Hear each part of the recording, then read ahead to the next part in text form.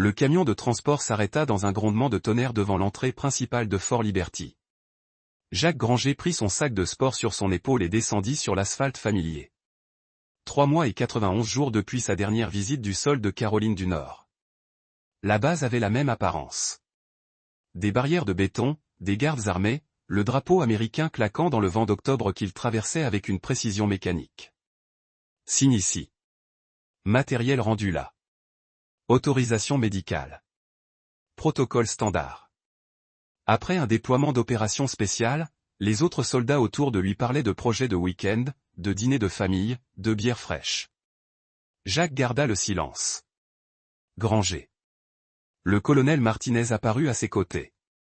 Bon travail. Opération impeccable. Merci, monsieur. Prenez votre temps. Vous l'avez bien mérité. Martinez lui serra l'épaule. Votre famille vous attend. Jacques hocha la tête. Sa poitrine se serra d'impatience. Blé allait avoir 7 ans maintenant. Reagan avait promis de l'amener le voir. Il imagina le visage de sa fille s'illuminer, ses petits bras autour de son cou. Le parking s'étendait devant lui, presque vide sous le soleil de fin d'après-midi. Il scruta les véhicules. Pas de trace de la Honda argentée de Reagan. Il vérifia son téléphone. Pas de message. 20 minutes s'écoulèrent. Puis 40. Jacques appela le numéro de Reagan. Directement sur la messagerie. Reagan, c'est moi. Je suis à la base. Où es-tu? Il réessaya 10 minutes plus tard. Même résultat. Le soleil baissait. D'autres familles étaient venues et reparties. Des femmes embrassant leur mari. Des enfants courant vers leur père. Jacques se tenait seul près de la barrière de béton. Un sac de sport à ses pieds. Son téléphone vibra. Un SMS de Reagan. Désolé. Blé a des cours de piano. À bientôt à la maison. Cours de piano. Jacques fixa le message. Depuis quand Blé prend-il du piano? Il avait pris un taxi avec le sergent Williams, qui habitait le même quartier. Les 20 minutes de route se passèrent en silence. Williams essaya d'engager la conversation sur le déploiement, mais les réponses de Jacques étaient saccadées et distraites. « Ça va, mon frère ?» demanda Williams alors qu'il tournait sur Jack Street. « Ouais. Merci pour le trajet. » Williams s'engagea dans l'allée. La maison de Jacques avait changé.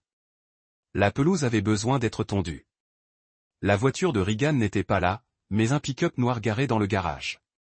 Pas son pick-up. « Tu veux que j'attende ?» demanda Williams. « Non, ça va. » Jacques se dirigea vers la porte d'entrée et essaya sa clé. Ça ne marchait pas. Il essaya à nouveau, pensant que la serrure était peut-être coincée. Rien. Point. Il fit le tour par l'arrière. Le double de la clé n'était pas sous le pot de fleurs où il le gardait toujours. Par la fenêtre de la cuisine, il pouvait voir à l'intérieur. La moitié des meubles avait disparu. La table à manger. Le vaisselier de la grand-mère de Reagan. Les photos de famille accrochées au mur. Jacques se tenait dans son jardin, toujours son sac de sport à la main, essayant de comprendre ce qu'il voyait. C'était sa maison. Il avait payé son prêt immobilier depuis l'étranger, mais on aurait dit que quelqu'un avait déménagé. Point. Il essaya de rappeler Reagan. Messagerie vocale. La porte de derrière était déverrouillée. Jacques entra dans sa propre cuisine comme un intrus. Le réfrigérateur ronronnait. Quelques plats reposaient dans l'évier. Sur le comptoir, il trouva une enveloppe en papier craft portant son nom écrit de la main de Reagan. À l'intérieur se trouvaient 2 documents. Un mot écrit sur le papier à lettres personnelles de Reagan. « Jacques, ne viens pas me voir. Tu n'étais jamais là quand j'avais besoin de toi. Je suis passé à autre chose. Tu devrais faire de même. » Reagan, le 2e document lui glaça le sang.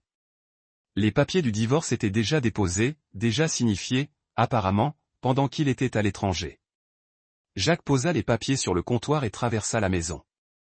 Leur chambre était vide, à l'exception de sa vieille commode et de quelques vêtements dans le placard.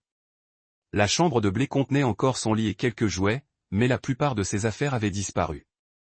Il s'assit au bord du lit de Blé et appela Reagan une dernière fois. « Le numéro que vous avez composé n'est plus en service. Jacques fixa son téléphone. Regan avait changé de numéro. Pendant qu'il servait son pays, sa femme avait changé de numéro, déménagé et demandé le divorce. Ils sortirent son ordinateur portable et consultèrent leur compte bancaire commun. Regan avait tout retiré sauf 5 cents. Leur compte épargne était vide. Jacques s'adossa au mur de la chambre de Blight et ferma les yeux. 3 mois plus tôt, Regan l'avait embrassée devant cette même porte. Elle avait promis de s'occuper de tout. Elle avait promis de l'attendre à son retour.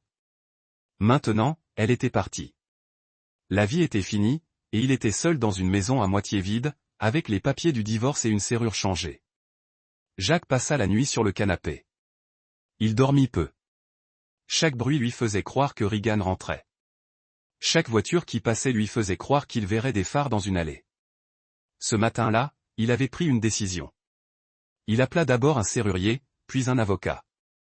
L'avocate Jennifer Walsh avait un cabinet dans le centre-ville de Fayetteville.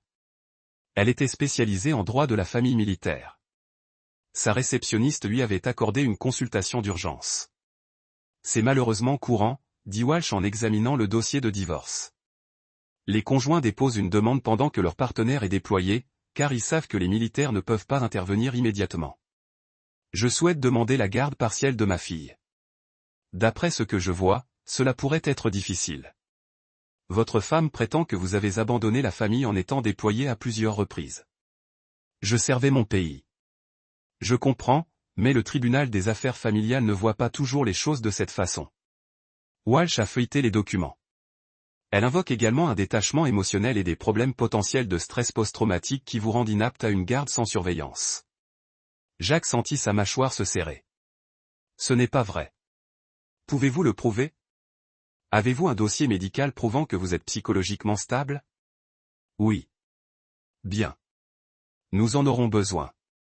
Qu'en est-il des témoins de moralité? Des personnes pouvant témoigner de votre relation avec votre fille. Jacques y a réfléchi. La plupart de ses amis proches étaient militaires. Ils ont été déployés avec lui ou en poste ailleurs.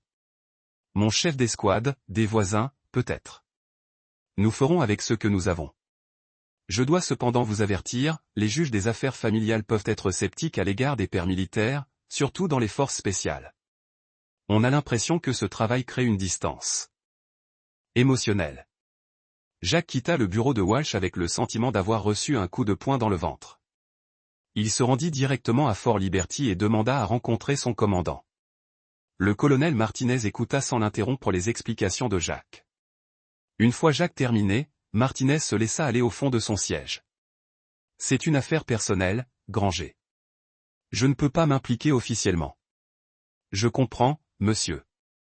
Je demande l'accès à mon dossier médical et j'aimerais une évaluation d'aptitude physique. Vous n'êtes pas obligé de le faire. Si je dois me battre pour ma fille, j'ai besoin de documents attestant que je suis apte au service et mentalement stable. Martinez l'observa. Vous êtes sûr de ça? Les évaluations psychologiques peuvent être délicates. Parfois, elles révèlent des choses inattendues. J'en suis sûr. D'accord, je vais organiser ça. Mais Granger, oui, monsieur. Ne laissez pas cela vous détruire. J'ai vu de bons soldats emprunter cette voie. Ça ne finit pas bien, rétorqua Jacques.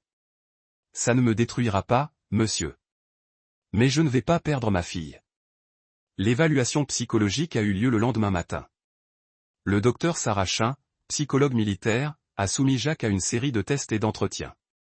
Elle l'a interrogé sur son expérience de déploiement, sa relation avec Regan et ses sentiments envers la paternité. Avez-vous déjà eu des cauchemars ou des flashbacks? Le docteur Chin a demandé, non, j'ai parfois du mal à dormir. Pas à cause du syndrome de stress post-traumatique, mais parce que je m'inquiète pour ma fille. Problème de gestion de la colère? Non. Abus de substances? Non. Le docteur Chin a pris des notes. Votre femme prétend que vous êtes émotionnellement détaché. Comment répondriez-vous à cela? Jacques a réfléchi à la question. Je ne suis pas émotionnellement détaché. Je suis concentré. Quand je suis en mission, je compartimente. Quand je suis à la maison, je suis pleinement présent avec ma famille. Étiez-vous pleinement présent avec votre famille? La question a frappé plus fort que Jacques ne l'avait prévu.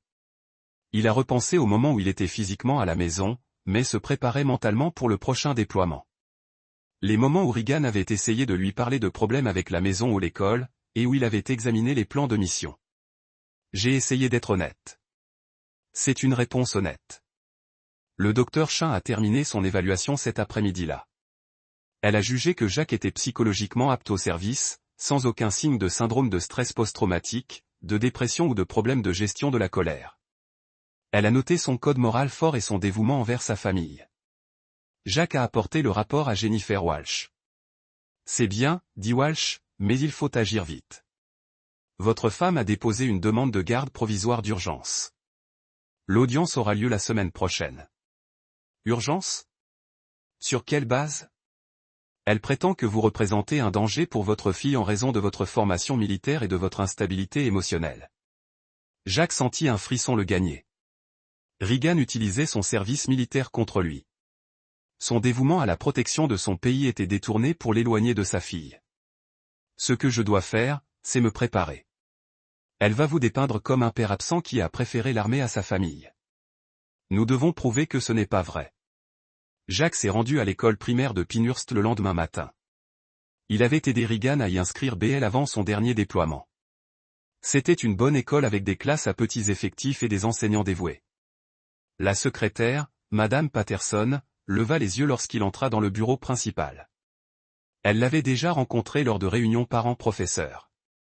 Monsieur Granger, bienvenue à la maison. Comment s'est passé votre déploiement? Bien, merci. J'aimerais aller chercher Blé plus tôt aujourd'hui. Je viens de rentrer et je ne l'ai pas vu. L'expression de Madame Patterson changea. Elle jeta un coup d'œil à son écran d'ordinateur, puis à Jacques. Je suis désolé, monsieur Granger. Je ne peux pas vous confier Blé. Excusez-moi. Votre femme vous a retiré de la liste des élèves autorisés à venir chercher les enfants il y a 2 mois. Elle vous a également retiré de tous les contacts d'urgence et autorisations de communication. Jacques la fixa du regard. Voici ma fille. Je comprends et je suis désolé, mais je dois respecter notre règlement. Seuls les tuteurs autorisés peuvent venir chercher les élèves. Puis-je au moins la voir? Parlez-lui. Madame Patterson semblait mal à l'aise. Passant l'autorisation du parent ayant la garde. Jacques sentit ses poings se serrer. Il les força à se détendre. Il s'énervait contre l'école. La secrétaire ne voulait aider personne. Est-elle là aujourd'hui? Oui, elle est dans la classe de Madame Rodriguez. Comment va-t-elle? Madame Patterson hésita.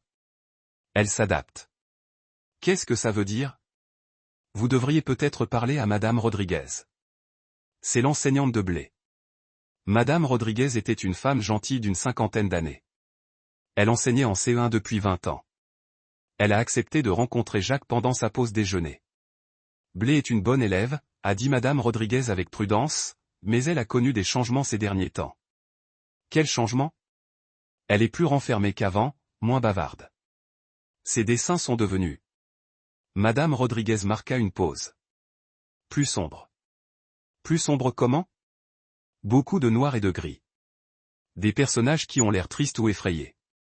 La semaine dernière, elle a dessiné une maison avec toutes les fenêtres bouchées. Jacques sentit sa poitrine se serrer. A-t-elle parlé de la maison? De la nouvelle amie de sa mère? Madame Rodriguez jeta un coup d'œil autour d'elle pour s'assurer qu'on ne les entendait pas. Elle a mentionné un certain Kellen. Elle dit qu'il lui achète des choses, mais qu'il se met en colère quand elle ne sourit pas. Se met en colère comment? Elle a dit qu'il crie la nuit alors qu'elle est censée dormir. Les mains de Jacques se crispèrent à nouveau. Un inconnu criait sur sa fille de 7 ans. Je m'inquiète pour elle, Madame Rodriguez, suite. Mais sa mère semble penser que tout va bien. Je n'ai pas pu voir Blé depuis mon retour. Sa mère a demandé le divorce et m'a retiré toutes les permissions de l'école. Madame Rodriguez avait l'air sincèrement triste. Je suis désolé de l'apprendre. Blé parle souvent de toi. Tu lui manques. Jacques sentit sa gorge se serrer. Si jamais elle dit quoi que ce soit qui te préoccupe au sujet de ce Kellen, peux-tu le documenter? Bien sûr. Étage aime Granger, j'espère que vous pourrez arranger les choses. Blé a besoin de son père. Alors que Jacques quittait l'école, Madame Rodriguez l'a rattrapé sur le parking. « Je ne devrais probablement pas te donner ça, dit-elle en lui tendant un morceau de papier plié. Mais Blé l'a écrit hier. » Jacques a déplié le papier. De l'écriture soignée de CE1 de Blé, il était écrit « Mon papa est courageux et fort. Je voulais rentrer à la maison. Le nouvel homme est méchant et me fait peur. » Jacques le lut 2 fois, puis le plia soigneusement et le glissa dans sa poche. « Merci. Elle doit savoir que vous vous battez pour elle. » Le palais de justice du centre-ville de Fagueville était bondé jeudi matin. Jacques arriva 30 minutes en avance, vêtu de son uniforme. Jennifer Walsh le lui avait recommandé. Les juges respectent le service militaire, avait-elle dit. Même les juges aux affaires familiales. Regan était déjà là avec son avocat, un homme bien habillé nommé Robert Hay. Elle portait une robe bleue classique et un maquillage minimaliste. Jacques la reconnut à peine. On aurait dit qu'elle jouait un rôle. Lorsqu'elle vit Jacques, l'expression de Regan se durcit. Elle murmura quelque chose à son avocat qui hocha la tête. « Jacques, dit Walsh en s'approchant avec une pile de dossiers. Êtes-vous prêt pour ça? Oui, rappelez-vous ce dont nous avons discuté. Restez calme. Ne réagissez à rien, dit-elle, aussi outrageante soit-elle. Laissez-moi gérer les arguments. Le juge Emory Paxton entra dans la salle d'audience à 9 heures précises. C'était un homme grand et sérieux, la soixantaine, aux cheveux gris et au regard perçant. Jacques savait, grâce à ses recherches, que Paxton était un ancien officier du JAG militaire qui avait servi dans la marine avant de devenir juge civil. Il s'agit d'une audience pour la garde temporaire de Blythe Granger, âgé de 7 ans. Le juge Paxton annonça que Madame Granger avait déposé une demande de garde temporaire d'urgence, alléguant que le père représentait un risque pour le bien-être de l'enfant. L'avocat se leva, « Votre honneur, ma cliente a été la principale personne à s'occuper de Blythe toute sa vie. Monsieur Granger a été absent pendant de longues périodes en raison de ses déploiements militaires, laissant Madame Granger seule pour assumer toutes les responsabilités parentales. » Jacques observa Regan pendant que son avocate parlait. Elle gardait les yeux baissés, les tamponnant de temps en temps avec un mouchoir en papier. Sa prestation était convaincante. Et poursuivit, Madame Granger s'inquiète de l'état mental de Monsieur Greer suite à son récent déploiement.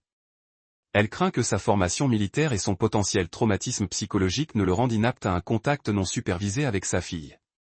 Le juge Paxton regarda Regan. Madame Granger, veuillez faire part au tribunal de vos préoccupations spécifiques. Regan se leva lentement lorsqu'elle prit la parole. Sa voix était douce et tremblante. Votre honneur, Jacques a toujours fait passer l'armée avant notre famille. En 7 ans de mariage, il a été déployé 3 fois, chacune pendant plusieurs mois. Lorsqu'il est à la maison, il est distant et émotionnellement indisponible. Jacques sentit sa mâchoire se serrer, mais il garda une expression neutre. Il ne voulait jamais parler de ses sentiments ou de ses problèmes familiaux. Il se fermait lorsque j'essayais de parler de notre relation ou des besoins de Blé. J'étais essentiellement une mère célibataire et vos inquiétudes quant à son aptitude à être père. Le juge Paxton demanda, je m'inquiète pour son état mental. Les soldats des forces spéciales voient des choses terribles. Il n'a jamais parlé de ses expériences, n'a jamais consulté de psychologue. Il garde tout sous clé. Je ne pense pas que Blythe soit en sécurité seul avec lui. Regan s'assit, son mouchoir à la main. Sa performance était digne d'un Oscar. Et appela le docteur Amanda Foster, thérapeute familiale, à témoigner. Jacques n'avait jamais vu cette femme de sa vie. Je conseille Madame Granger depuis 6 mois. Le docteur Foster a dit qu'elle avait décrit un schéma d'abandon émotionnel et une anxiété croissante concernant l'état psychologique de son mari. Selon votre avis professionnel, et a demandé, qu'est-ce qui serait le mieux pour l'enfant? Des soins stables et réguliers avec un soignant principal pendant que Monsieur Granger bénéficie d'une évaluation psychologique et d'un suivi psychologique approprié. C'était une attaque soigneusement orchestrée. Regan préparait cela depuis des mois, montant un dossier contre lui alors qu'il était à l'étranger au service de son pays. Quand ce fut le tour de Walsh, elle se leva avec assurance. Votre honneur, mon client a servi son pays avec distinction pendant plus de 10 ans. Il n'a aucun antécédent de violence, de toxicomanie ou de problèmes psychologiques. En fait, il a récemment subi une évaluation psychologique complète qu'il a jugée parfaitement apte au service. Walsh a présenté l'évaluation du Dr Chin, le dossier médical militaire de Jacques et les déclarations de moralité de ses commandants. Les affirmations de Madame Greer ne sont étayées par aucune preuve crédible. Elle tente d'utiliser les états de service honorables de mon client contre lui. Cela semble être une tentative vindicative de le punir pour avoir fait son devoir. Le juge Paxton a examiné attentivement les documents. Il a regardé Regan, puis Jacques. « Monsieur Granger, avez-vous quelque chose à dire ?» Jacques s'est levé. « Votre honneur, j'aime ma fille plus que tout au monde. Chaque déploiement que j'ai effectué a été pour servir mon pays et subvenir aux besoins de ma famille. Je n'ai jamais été violent ni instable. Je n'ai jamais fait de mal à ma fille ni donné à quiconque de raison de penser que je le ferais. Tout ce que je veux, c'est avoir la chance d'être le père que BL mérite. » Le juge Paxton est resté silencieux un long moment. « Madame Granger, je trouve vos inquiétudes notées, mais non étayées par des preuves crédibles. Le service militaire de Monsieur Granger est honorable et son évaluation psychologique est sans appel. » Jacques ressentit une bouffée d'espoir. Cependant, le juge Paxton poursuivit, compte tenu de la nature acrimonieuse de ce divorce et du besoin de stabilité de l'enfant, j'accorde la garde principale temporaire à Madame Granger, avec des visites surveillées pour Monsieur Granger. Le cœur de Jacques se serra. Monsieur Granger, vous aurez droit à 4 heures de visite surveillée par semaine au centre des services aux familles. Cet arrangement sera maintenu jusqu'à ce que nous puissions tenir une audience complète pour la garde dans 60 jours. Le juge Paxton regarda Jacques droit dans les yeux. Je vous suggère d'utiliser ce temps pour préparer un dossier complet. Ce tribunal privilégie les preuves aux émotions. Présentez les faits, pas les sentiments. En quittant la salle d'audience, Regan passa devant Jacques sans le regarder. Mais il surprit son léger sourire. Elle pensait avoir gagné. Mais Jacques ne faisait que commencer. Assis dans son pick-up devant le palais de justice, Jacques regardait Regan s'éloigner avec son avocat. Ses mains serraient le volant si fort que ses jointures en blanchissaient. Des heures par semaine, il avait des visites surveillées avec sa propre fille. Il se forçait à respirer, à réfléchir tactiquement. Regan l'avait déjoué, mais elle avait aussi révélé sa stratégie. Elle utilisait son service militaire contre lui et montait un dossier autour d'une prétendue instabilité psychologique. Mais on pouvait démonter des dossiers si on savait où chercher. Jacques se rendit dans un café du centre-ville de Fayetteville et passa un coup de fil. « Darnell, c'est Jacques. Mon frère, qu'as-tu reçu en retour ?» Darnell Crick avait été le coéquipier de Jacques pendant 4 ans avant de quitter l'armée pour créer une entreprise de conseil en sécurité. Il était intelligent, loyal et sceptique. « Il y a 3 jours, j'ai besoin d'une faveur. Dites-moi. Ma femme a demandé le divorce pendant que j'étais à l'étranger. Elle a un nouveau petit ami. J'ai besoin de savoir qui il est. Vous vouliez effectuer une vérification des antécédents. Je veux que vous gériez tout. Finances, affaires criminelles, emploi, réseaux sociaux, tout. » Darnell resta silencieux un instant. « C'est une question de garde. » « Ouais. N'en dites pas plus. » « Comment s'appelle-t-il ?»« Kellen Rhodes. C'est une sorte d'entrepreneur civil lié à la base.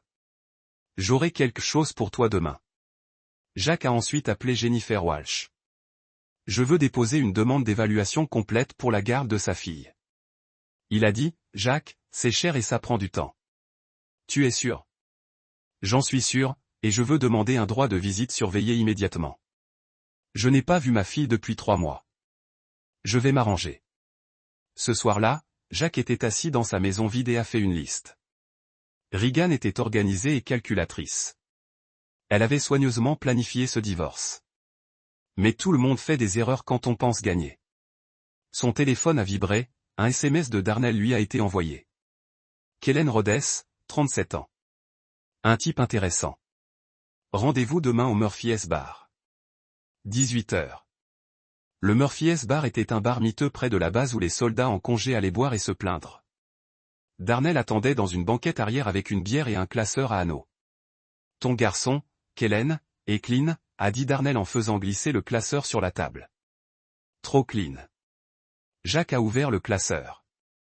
Kellen Rhodes, 37 ans, célibataire, propriétaire de KR Logistique, une entreprise qui fournissait des services de chaîne d'approvisionnement à des entrepreneurs militaires.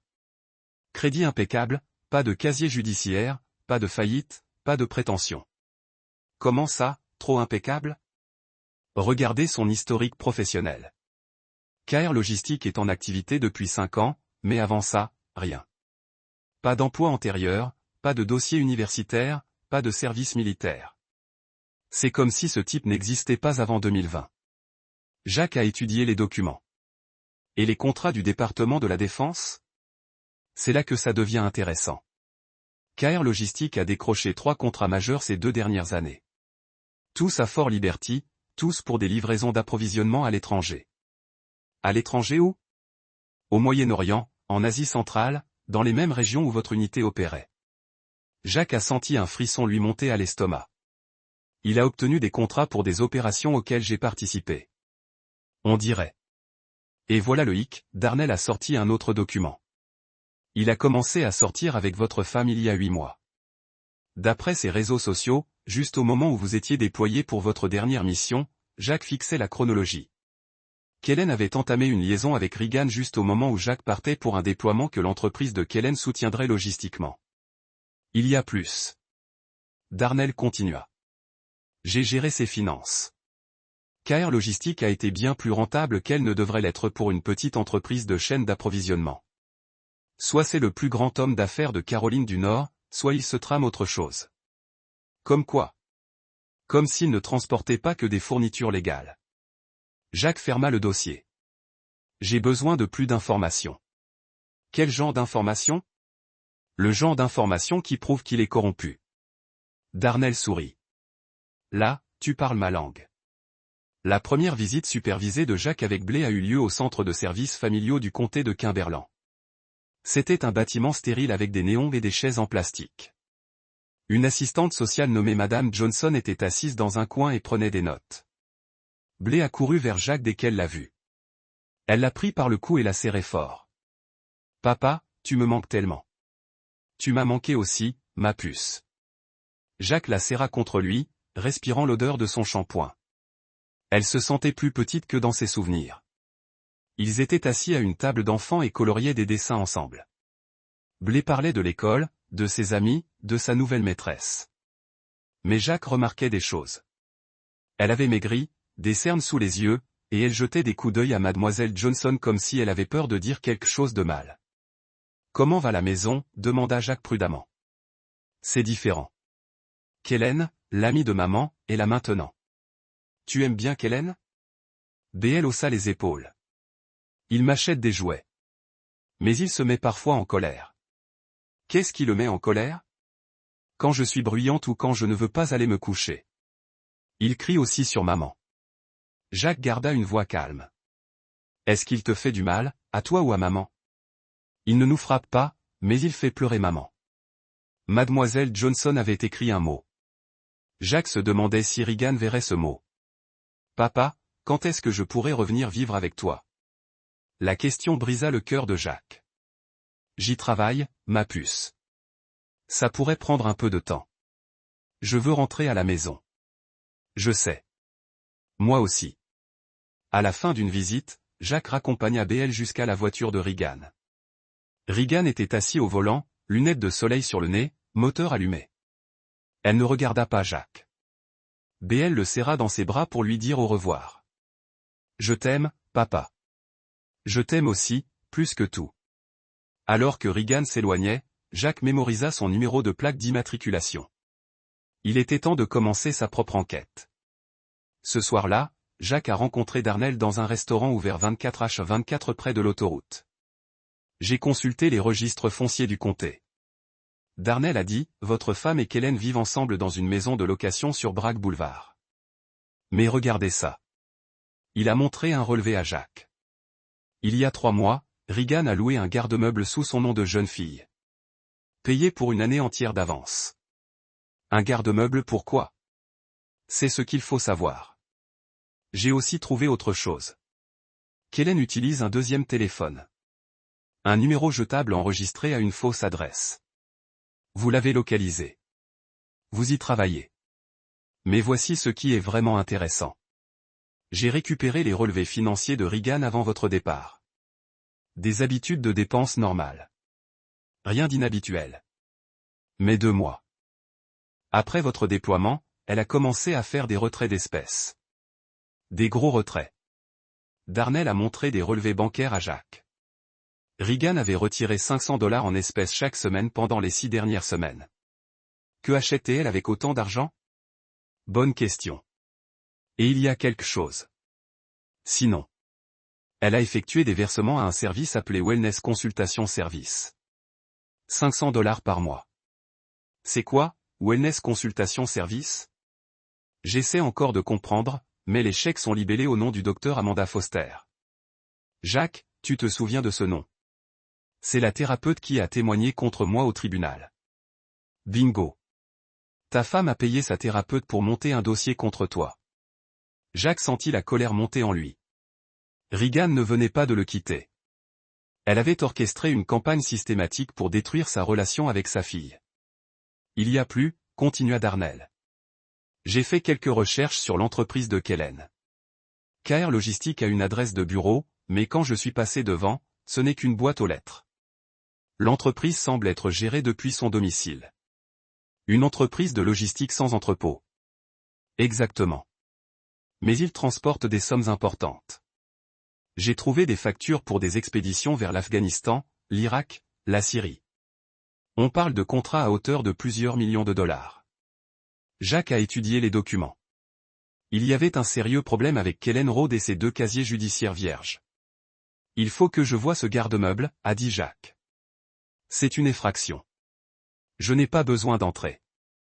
Je dois juste observer ce qu'ils font là-bas. Darnell a souri. Tu te mets à nouveau à penser comme un soldat. Le garde-meuble s'appelait Secure Space Storage, et était situé dans une zone industrielle au sud de la ville. Jack et Darnell ont surveillé le parking d'un fast-food de l'autre côté de la rue. Lors de leur 2e nuit de surveillance, la Honda de Regan s'est arrêtée devant l'unité 47.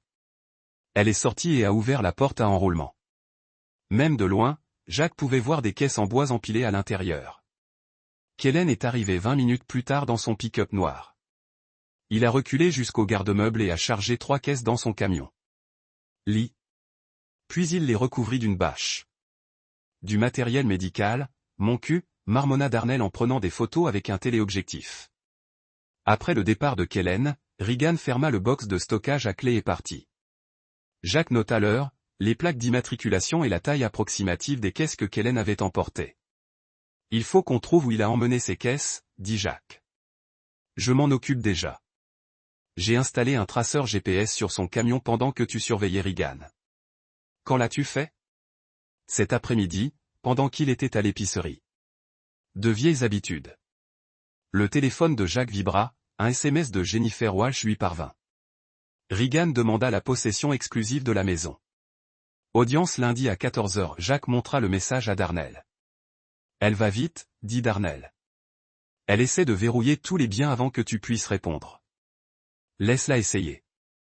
Je suis sur le point de renverser la situation. Le traceur GPS du camion de Kellen menait à un complexe d'entrepôt près de la rivière Cap Fear. Darnell surveillait le signal depuis son ordinateur portable pendant que Jack conduisait. Il est là depuis 2 heures, dit Darnell. Même bâtiment 3 nuits de suite. Ils se sont garés devant le complexe et ont observé. Le camion de Kellen était bloqué sur un quai de chargement. D'autres véhicules allaient et venaient, des fourgonnettes banalisées, des pick-up, et même un semi-remorque. C'est plus gros que prévu. Jack dit, ouais, et regardez qui est là. Un V militaire entra dans le complexe.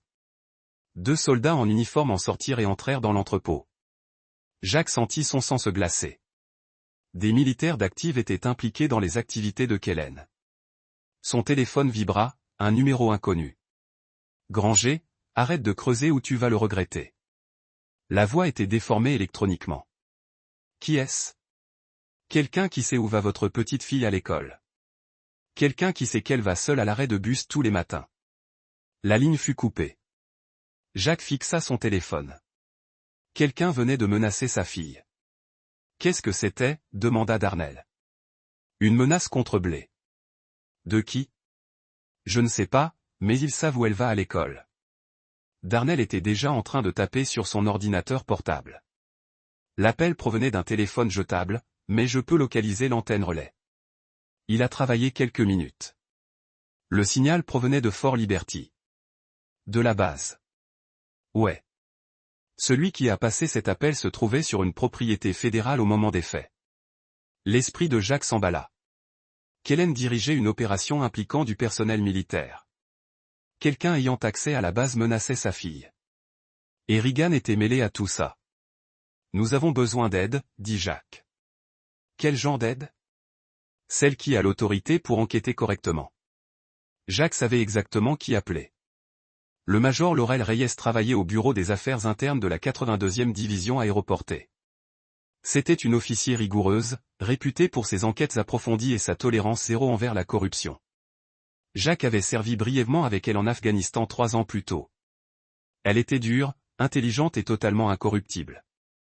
Ils se sont rencontrés dans un café hors de la base le lendemain matin. J'espère que ça va bien, Granger. Le major Reyes dit en se glissant dans la cabine en face de lui. Je ne rencontre généralement pas les soldats pour discuter de leurs problèmes de divorce. Il ne s'agit pas de mon divorce. Il s'agit de trafic d'armes illégales. Cela attira son attention. Jacques exposa tout ce que Darnell et lui avaient découvert.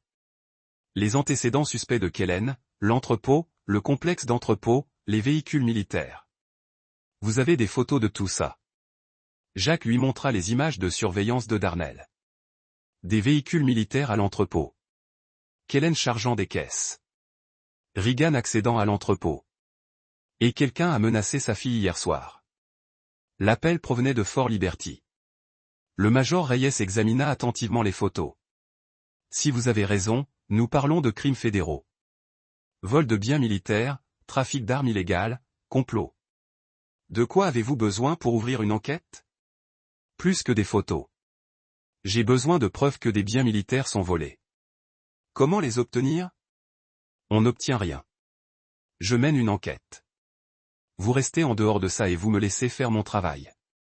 Jacques commença à protester, mais le major Reyes leva la main. Je sais que vous voulez protéger votre fille. La meilleure façon de le faire est de permettre aux autorités appropriées de gérer cela. Si Kellen Rhodes traite des armes militaires volées, il va à la prison fédérale. Cela résout votre problème de garde et assure votre fille en sécurité.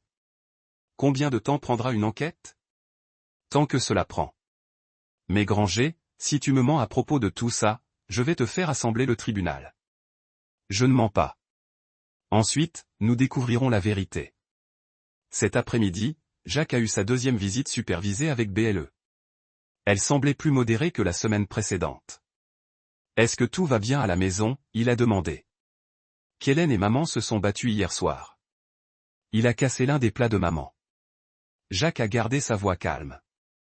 De quoi ont-ils combattu? Je ne sais pas, quelque chose sur les appels téléphoniques et les gens qui posent des questions. Jacques sentit son pouce accélérer. Ward retournait à Kellen que quelqu'un enquêtait sur lui. Papa, puis-je vous dire un secret? Bien sûr. J'ai entendu Kellen parler au téléphone de vous. Il a dit de mauvais mots. Quel genre de mauvais mots? Il a dit que quelqu'un allait s'assurer que vous ne me reviez plus jamais. L'audience pour la possession exclusive de la maison a eu lieu lundi après-midi. Regan s'est assis avec son avocat à la recherche et confiante. Elle portait une robe noire qui la faisait ressembler à une veuve. Votre honneur, l'avocat a commencé. Madame Granger a besoin de possession exclusive du foyer familial pour assurer la stabilité de l'enfant. Monsieur Granger a montré un comportement erratique, notamment le harcèlement et le harcèlement. Jacques sentit sa mâchoire serrée. Il n'avait traqué ni harcelé personne. Quelle preuve de traque? Demanda le juge Paxton. Il a suivi mon client et son petit ami, menant une surveillance, prenant des photos. Mon client craint pour sa sécurité. Regan a pris position et a témoigné que Jacques avait caché son quartier et agissait menaçant Kellen que tout était des mensonges, mais c'était des mensonges crédibles. Le juge Paxton a attribué la possession exclusive temporaire de la maison à Regan. Jacques a eu 72 heures pour retirer ses effets personnels. Après l'audience, Jacques s'est rendu chez lui, bientôt pour être la maison de Regan et a emballé ses vêtements et ses objets personnels. Il a trouvé un appartement à travers la ville, un petit endroit d'une chambre près de la base. Ce soir-là, son téléphone a sonné. Jennifer Walsh. Jacques, nous avons un problème. Regan a demandé une ordonnance d'interdiction contre vous. Basée sur quoi? Elle prétend que vous l'avez traqué et que vous l'avez menacé. Elle demande une commande sans contact qui vous empêcherait de venir à moins de 500 pieds d'elle ou de BL. Jacques sentit les murs se rapprocher. Elle ment. Je sais, mais elle a un juge sympathique et un bon avocat. L'audience est jeudi. Si elle obtient cette ordonnance d'interdiction, je ne pourrai pas du tout voir BL. Je sais. Nous devons combattre cela dur. Jacques a raccroché et a appelé Darnel. Il se déplace plus vite que ce à quoi nous nous attendions, a déclaré Jacques. Regan essaie d'obtenir une ordonnance d'interdiction. Kellen s'est effrayé. Quelqu'un lui a dit qu'il y avait une enquête. Comment le savez-vous? J'ai surveillé ses communications. Il a fait beaucoup d'appels téléphoniques au cours des 2 derniers jours. Tout à partir de téléphones en brûleur. À qui? J'essaie de comprendre cela. Mais il est définitivement nerveux à propos de quelque chose. Mercredi matin, Jacques a reçu un appel du professeur de BLE, Madame Rodriguez. Monsieur Granger, je suis préoccupé par BLE. Elle est venue à l'école aujourd'hui avec une ecchymose sur son bras. Le sang de Jacques s'est transformé en glace. Quel genre d'ecchymose? Cela ressemble à des marques de doigts, comme si quelqu'un l'avait attrapé. Vous lui avez interrogé à ce sujet? Elle a dit qu'elle est tombée. Mais le motif meurtrier ne correspond pas à une chute. L'avez-vous signalé? J'ai déposé un rapport auprès des services de protection de l'enfance. Mais étant donné la situation de la garde, je pensais que vous devriez savoir. Jacques a appelé Jennifer Walsh immédiatement.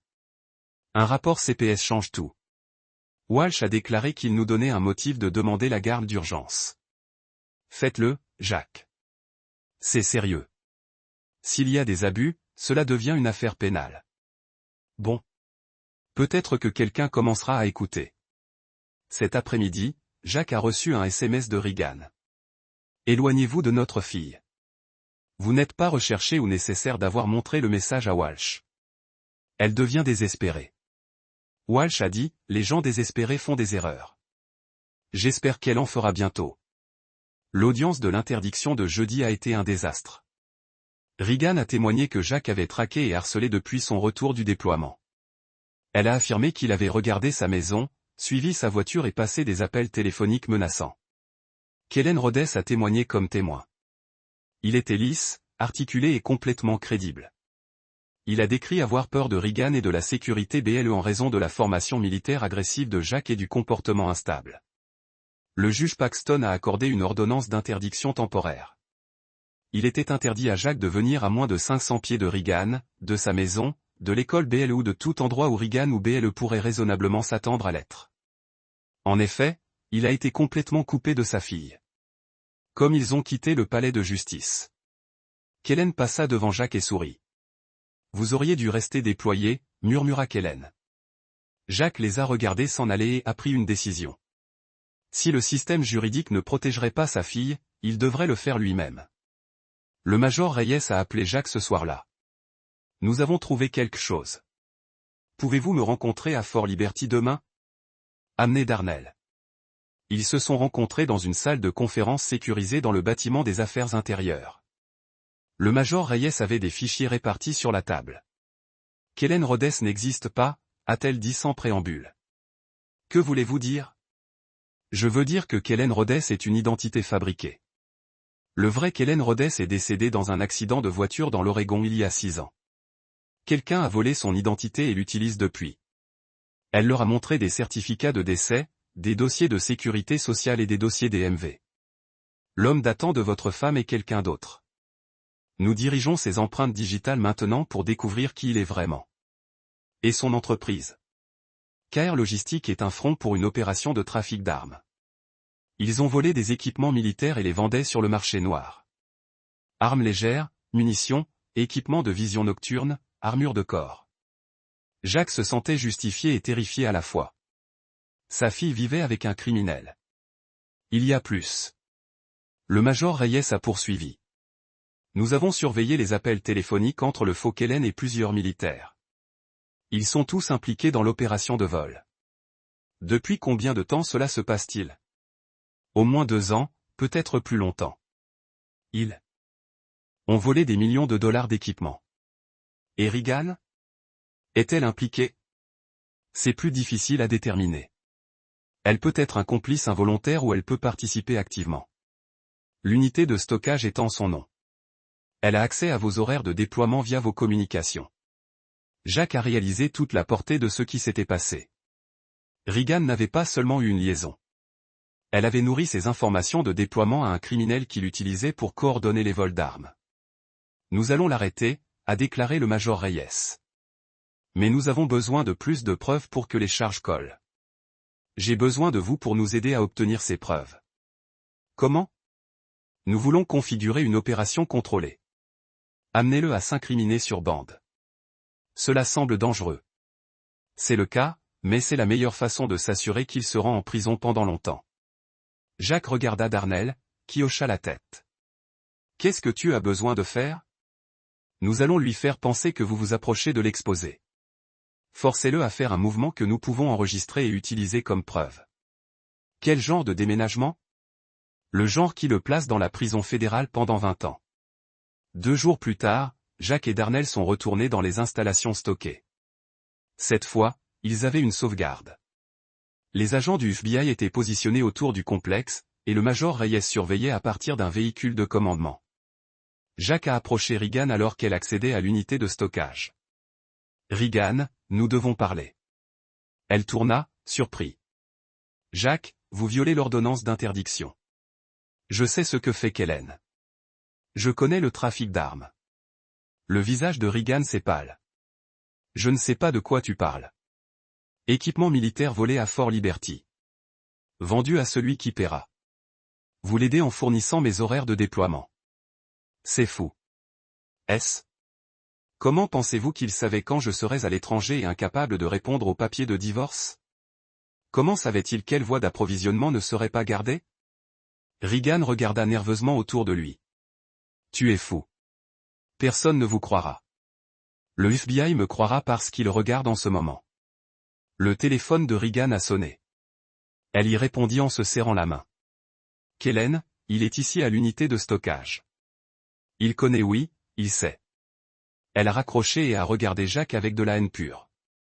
Vous avez tout ruiné. J'ai sauvé ma fille de vivre avec un criminel. Kellen est arrivé 15 minutes plus tard en conduisant rapidement et en regardant paniqué. Il est sorti de son camion et a vu Jacques debout près de l'unité de stockage. Toi fils d'un Kellen grogna. Je t'ai dit de rester à l'écart. Je ne vais nulle part tant que ma fille n'est pas en sécurité. Votre fille ne fait plus de votre entreprise. Elle a tout à voir avec mon entreprise. Kellen tendit la main dans sa veste. Jacques s'est tendu, mais Kellen a sorti un téléphone au lieu d'une arme. J'appelle cela. Kellen a dit que vous violiez une ordonnance d'interdiction. Allez-y, appelez celui que vous voulez. Appelez vos contacts à Fort Liberty. Dites-leur que le FBI regarde. Le visage de Kellen est devenu blanc. Tu bluffes.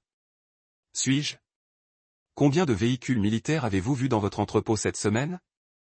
Combien d'appels téléphoniques avez-vous passés à l'intérieur de la base? Kellen a regardé autour de l'installation de stockage, réalisant soudain qu'il pourrait entrer dans un piège. Regan, montez dans le camion. Nous partons. Elle ne va nulle part, a déclaré Jacques. Pas avec BLE. BLE vient avec nous ce soir. Quelque part, vous ne la trouverez jamais. C'était la confession dont le major Reyes avait besoin. Kellen venait d'admettre sur bande pour avoir prévu de kidnapper la fille de Jacques. Les agents du FBI sont partis de toutes les directions. Kellen a atteint son camion, mais les agents étaient déjà là. Kellen Rhodes, vous êtes en état d'arrestation pour complot en vue de commettre le vol de biens militaires, le trafic d'armes et le transport interétatique de marchandises volées. Alors qu'il menottait Kellen, il regarda Jacques avec de la haine pure. Ce n'est pas fini. Oui, c'est. Regan se tenait congelé par l'unité de stockage, regardant son monde s'effondrer. Madame Granger, un agent du FBI, a déclaré, nous devons vous parler de votre implication dans cette opération. Je ne savais pas, Regan a dit faiblement. Je ne savais pas ce qu'il faisait. Jacques regarda la femme qui était sa femme depuis 7 ans. La femme qui l'avait trahi, avait menti sur lui et avait mis leur fille en danger. Vous avez su assez. Kevin Martinez, un ancien entrepreneur militaire avec une décharge déshonorante, a été confronté à 30 ans de prison fédérale. L'implication dans une opération de trafic d'armes fédérale en fait un parent inapte à toute norme. Foster a été accusé de fraude à l'assurance pour avoir déposé de fausses réclamations sur les séances de thérapie qui ne se sont jamais produites. Son témoignage est sans valeur maintenant. Jack regarda à travers les portes en verre de la salle d'audience. Regan s'est assis avec un nouvel avocat que son précédent avocat l'avait abandonné lorsque les accusations criminelles ont été déposées. Elle avait l'air effrayée et battue. « Je ne veux que des visites supervisées », a déclaré Jack. « Êtes-vous sûr ? Étant donné tout ce qui s'est passé, vous pourriez probablement faire en sorte que ses droits parentaux se terminent complètement. Bly a besoin de savoir que sa mère n'est pas un monstre. » L'avocat, David Kim, s'est fait naître. « Granger, s'il vous plaît. Preuve que vous avez fourni les horaires de déploiement de votre mari à Monsieur Martinez. Ils ont des preuves que vous l'avez aidé à accéder aux entrepreneurs militaires grâce à des informations sur l'autorisation de la sécurité de votre mari. Ils ont des preuves que vous avez loué une installation de stockage pour abriter des équipements militaires volés. Je ne savais pas ce qu'il y avait dans ces caisses, a déclaré Regan chaque semaine. Vous n'avez pas demandé. Kellen Kevin m'a dit qu'ils étaient des fournitures médicales pour des organismes de bienfaisance à l'étranger. Supplis médicales qui nécessitaient une unité de stockage et ont été déplacées au milieu de la nuit. Regan n'avait pas de réponse. Le juge Paxton s'est tourné vers Jack. Monsieur Granger, s'il vous plaît. Jack se tenait. Monsieur Granger, je vous dois des excuses. Lors de nos audiences précédentes, on m'a présenté ce qui semblait être une preuve crédible de votre inaptitude en tant que parent. Ces preuves ont été complètement discréditées. Le juge Paxton a ouvert une enveloppe scellée et a retiré plusieurs documents. J'ai ici un rapport du major Laurel Reyes du Bureau des Affaires intérieures de la 82e division aérienne. Elle déclare que vous avez fourni une aide cruciale pour découvrir une opération majeure de trafic d'armes. Elle vous recommande. Pour éloge. Jack reste silencieux. J'ai également un rapport de l'agent spécial du FBI, Catherine Torres. Elle déclare que votre fille BL était en danger important tout en vivant avec Monsieur Martinez et que vos actions l'ont probablement empêché d'être kidnappée et retirée de l'État. Le juge Paxton a posé les documents et a examiné directement Regan. Madame Granger, vos actions ont mis votre fille en danger. Vous avez fourni des informations militaires sensibles à un criminel. Vous avez permis à ce criminel de vivre dans la même maison que votre enfant. Que vous connaissiez l'ampleur de ces crimes ou non, votre jugement en tant que parent est sérieusement compromis. Regan a commencé à pleurer. Votre honneur, l'avocat qui m'a déclaré, mon client a été manipulé émotionnellement par un criminel sophistiqué. C'est une victime ici. C'est une victime qui est victime de son propre mari et a mis en danger son propre enfant. Le juge Paxton a répondu brusquement. Il se retourna vers Jack. Monsieur Granger, je vous accorde la garde physique et légale unique de B.L. Granger. À compter immédiatement, Madame Granger sera autorisée aux visites supervisées pendant 2 heures par semaine, épinglant l'issue de son procès pénal. Regan s'est effondré sur sa chaise, sanglotant. En outre, le juge Paxton a poursuivi, Madame Granger est condamnée à subir des cours d'évaluation psychologique et de parentalité avant que toute expansion des droits de visite ne soit envisagée. Jack sentit un poids de ses épaules.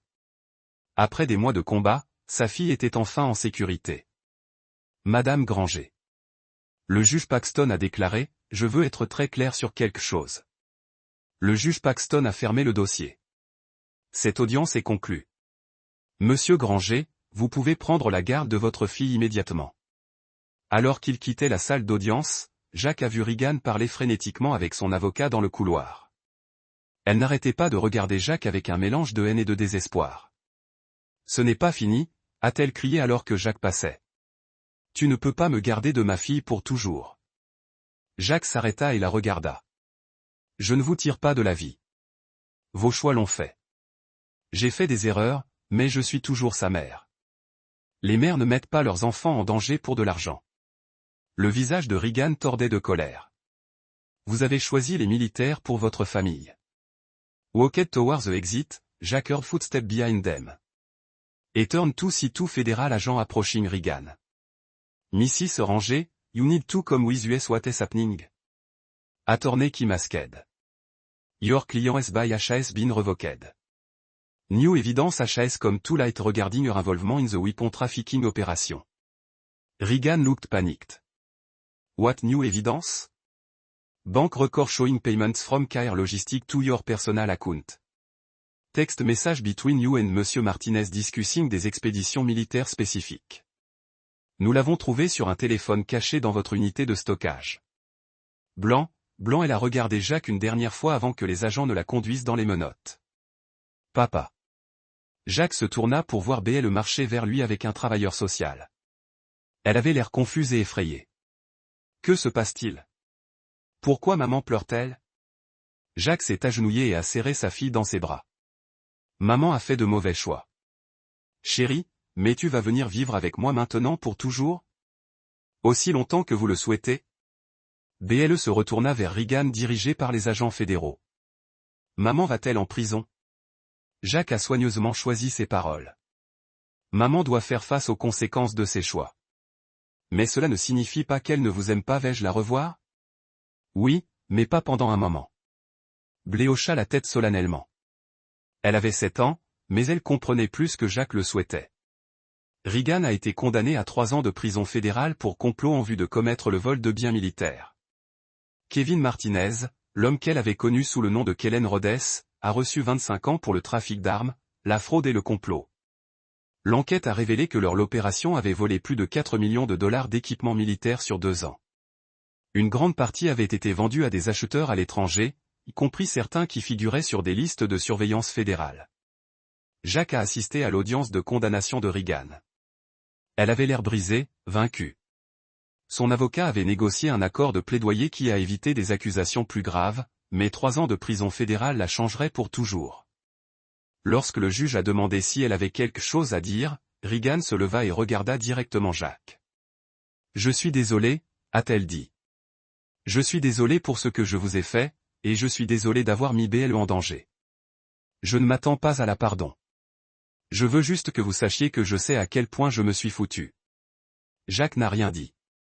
Regan avait détruit leur mariage, mis en danger leur fille et trahi son service à leur pays. Désolé n'était pas suffisant. Après la condamnation, la mère de Regan s'est approchée de Jacques dans le couloir du palais de justice. Elle n'était pas toujours comme ça, a déclaré Madame Patterson. Elle était une bonne personne. Peut-être, mais les bonnes personnes ne font pas ce qu'elle a fait. Voulez-vous laisser BL lui rendre visite en prison? Jacques a considéré la question si BL veut et si le thérapeute pense que c'est approprié, mais je ne le forcerai pas. Madame Patterson hocha la tête. Merci. C'est plus qu'elle ne mérite. Yes. Idewok it every day and feed it and teach it trick. Jacques smiled. It was the first time a cynic doctor truly excited about anything in month. That night, after Blé was asleep, Jacques sat on his front porch and called Darnell. How are you holding up? Darnell asked. Better. Blé is doing better, too. She's starting to log again. That is good. Kids are resilient. More resilient than adult, apparently. You going to be okay with Regan being in prison? Certains gars se sentent coupables, les ex-épouses le méritent. Jacques y pensa. Je ne me sens pas coupable. Elle a fait ses choix. Maintenant, elle vit avec les conséquences. Pas de regret sur Regan. Non. De ne pas avoir vu les signes plus tôt. Ouais. J'aurais dû savoir que quelque chose n'allait pas. Vous avez été déployé. Vous avez fait confiance à votre femme. C'est normal. Normal ne protège pas votre fille des criminels. Darnell était calme un instant. Tu l'as sauvé, Jacques. C'est ce qui compte. 6 mois plus tard, Jacques et Blé s'étaient installés dans une routine. Il avait pris un emploi avec une entreprise de sécurité privée qui le gardait aux États-Unis. Le salaire était bon et les heures lui ont permis d'être à la maison lorsque BL est sorti de l'école. Ils ont dîné ensemble tous les soirs. Jacques a aidé à faire ses devoirs. Ils ont regardé des films le week-end et ont fait de la randonnée dans le parc d'État à proximité. BL voyait un thérapeute pour l'aider à traiter tout ce qui s'était passé. Le docteur Elizabeth Warren n'avait rien à voir avec le faux thérapeute que Regan avait utilisé contre Jacques. Elle était authentique, attentionnée et s'est concentrée sur le bien-être de BLE. Elle fait remarquablement et bien, a déclaré le docteur Warren après l'une des séances de brûlure. Les enfants sont plus adaptables que nous ne leur en accordons le crédit. Elle pose parfois des questions sur sa mère. C'est normal. Malgré tout ce qui s'est passé, Regan est toujours sa mère. BL aura toujours des sentiments compliqués à ce sujet. Dois-je la laisser rendre visite à Regan en prison? Pas encore. Peut-être quand elle est plus âgée et peut mieux comprendre les complexités de la situation. Pour l'instant, concentrez-vous sur la stabilité et la routine. Jacques apprenait à être un père célibataire. C'était plus difficile que toute mission militaire qu'il avait jamais entrepris, mais aussi plus gratifiant. Chaque petite victoire de BLE, les bonnes notes, ses rires lors de ses terribles blagues, sa confiance en lui se sentait monumentale. Un soir, alors qu'il nettoyait après le dîner, Blé a demandé « Papa, tu es en colère contre maman ?» Jacques a arrêté de laver la vaisselle et a regardé sa fille. Elle était assise à la table de la cuisine à la coloration dans un classeur.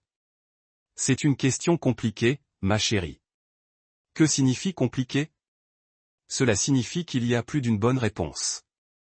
Vi, considérez ceci. Avez-vous plus d'un sentiment de maman? Jacques était étonné par la perspicacité de sa fille. Oui. Je suis en colère contre les choix qu'elle a faits, mais je suis aussi triste qu'elle ait fait ses choix. Êtes-vous triste parce que vous l'aimez toujours? Jacques séchait ses mains et s'assit à côté de la vie. Je suis triste parce que j'aimais qui elle était. Mais les gens changent parfois et pas toujours pour le mieux. Eh bien, je change. Vous grandissez et deviendrez votre propre personne. Mais j'espère que vous serez toujours gentil et honnête et courageux comme vous mieux que moi. Baye a souri et est retourné à la coloration. Jacques la regarda travailler, s'émerveillant de sa résilience. Elle avait traversé un traumatisme qui briserait certains adultes, mais elle guérissait. Elle allait aller bien. Son téléphone a bourdonné un SMS du docteur Warren. BL mentionnait voulant avoir un chien.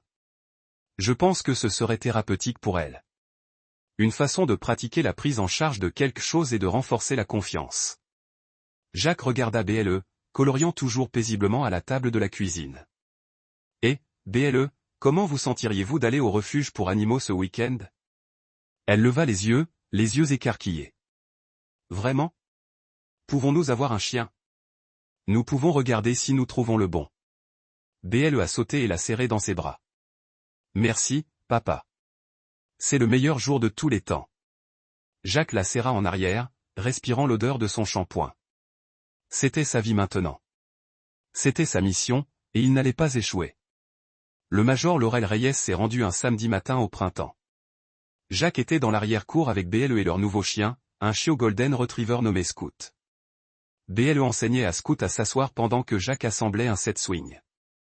On dirait que la vie domestique vous convient, a déclaré le major Reyes, en acceptant une tasse de café. C'est le cas. La vie est belle. Elle vous ressemble. Elle agit comme moi aussi. Têtue et déterminée. Bonne qualité dans un soldat. Jacques regarda le major Reyes avec suspicion.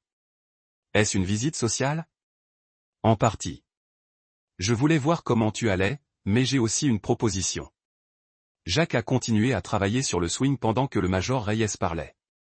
Nous commençons une nouvelle division, des enquêtes sur la sécurité intérieure, en examinant la corruption, la traite, les menaces contre les installations militaires.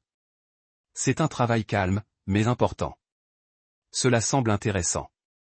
Vous seriez parfait pour cela. Vous avez les compétences d'enquête, l'autorisation de sécurité et une motivation pour protéger les gens.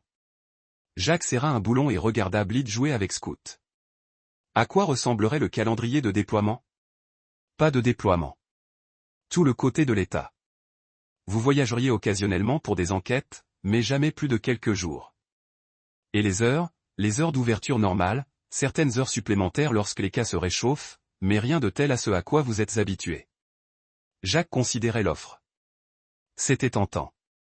Il a raté le sens de l'objectif qui est venu avec le service militaire. Mais il se souvenait également de ce que ce service lui avait coûté. J'apprécie l'offre, Major, mais je vais passer. Puis-je demander pourquoi? Jacques posa sa clé et regarda Bletchley Scout dans la cour. Parce qu'il me reste une mission. Soyez le père que j'aurais dû être depuis le début. Le major Reyes a suivi son regard vers Blé. Elle a la chance de vous avoir. J'ai de la chance de l'avoir. Si vous changez d'avis, l'offre se situe. Je ne changerai pas d'avis. Après le départ du Major Reyes, Jacques et BL ont fini d'assembler le swing set ensemble. Alors que le soleil se couchait, ils se sont assis sur les marches du porche en regardant Scout explorer la cour. « Papa, tu es heureuse ?» Blé a demandé. « Oui, ma chérie. »« Êtes-vous » ?« Oui. J'aime vivre ici avec toi et Scout. »« Bien, car c'est à la maison maintenant pour nous deux. » Blé se pencha contre l'épaule de Jacques. « Serez-vous toujours ici ?»« Toujours. Plus de déploiement. Plus de départ.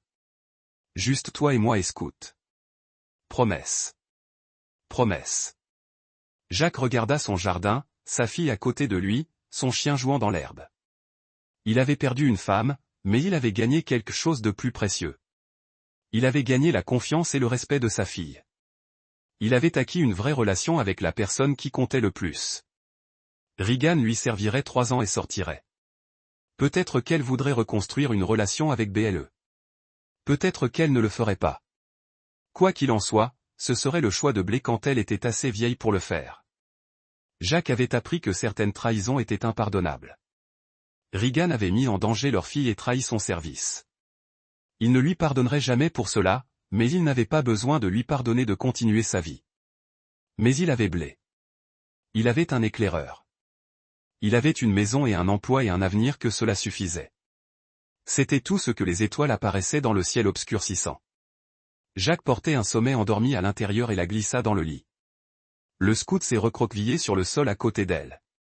Jacques se tenait dans l'embrasure de la porte un instant, regardant sa fille dormir paisiblement. Pas de cauchemar, pas de peur, juste le sommeil innocent d'un enfant qui se sentait en sécurité et aimait qu'il ait tenu ça. Promesse. Il a ramené sa fille à la maison et personne ne l'emporterait jamais.